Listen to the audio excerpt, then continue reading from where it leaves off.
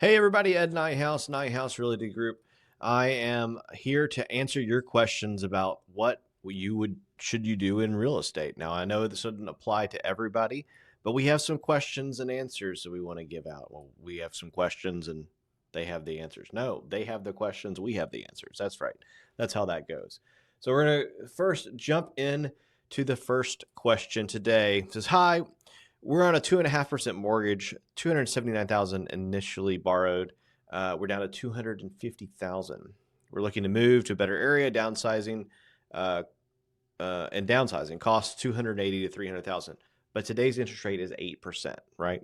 That's the problem. So monthly payment in their scenario is going to add $1,000 to their payment.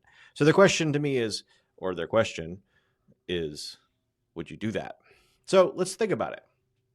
Should you sell and move, or maybe should you hold on to the house, rent it out, and then rent something else? So my first thing I would want to know is, how much can you rent the previous house for? If your current payment is in their scenario $1,600 a month, if your current payment is $1,600 a month and you can get $2,000 a month for that house and rent, I would 100% hold on to it and rent it out. You could take that $400 extra a month and just squirrel it away. Now you're going to have some repairs and whatnot, leasing fees, etc. So that will actually probably come out as a wash in the end.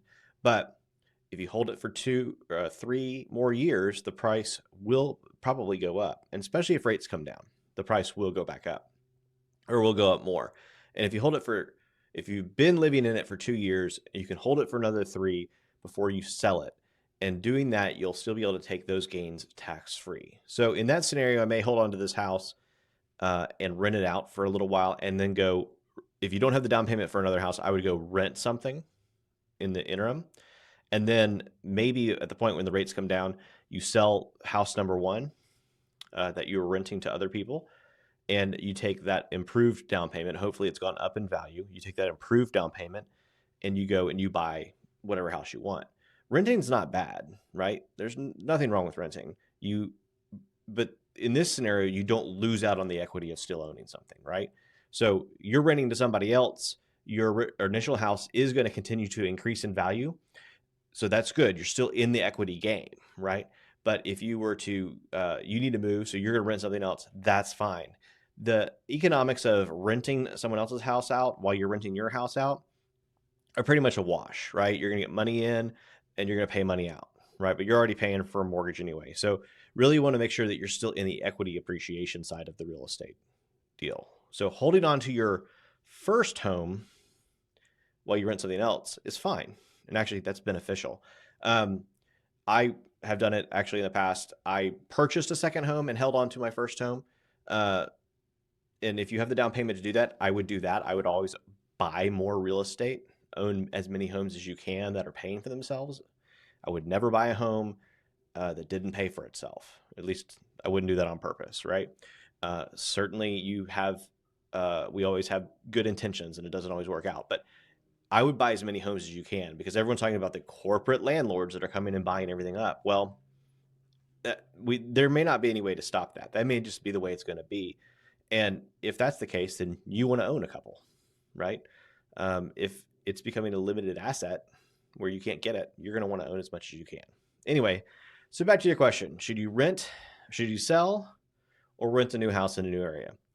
I would prefer, I think I would rent out my current house, hold on to it, and then go rent something else. I think what you're going to be able to rent in the new area will actually be cheaper than what you will cost you to buy, especially with rates being where they are today. We have no idea where rates are going to be in a couple of years. Anybody you've talked to would have told you in 2022, almost 99% of realtors and 99% of lenders in 2022 would have told you the rates are coming down. In 2023, they would have told you the same thing. No one thought this was going to stay up as long as it did, except for probably Jerome Powell. And I don't think they're coming down in 2024 either. I think we're going to stop going up. I don't think we're going to start coming down until 2025. But that may be the answer. Anyway, so my advice is to rent out your current house, go find something to rent, and hold on to that house until rates improve. And then when rates improve, sell the first one. Hopefully you'll get to have more money because you sold it for a higher price, and then buy yourself something nice. That's my answer. Anyway, if you have questions, comments, concerns, or you have a question you want me to answer, go ahead and comment down below.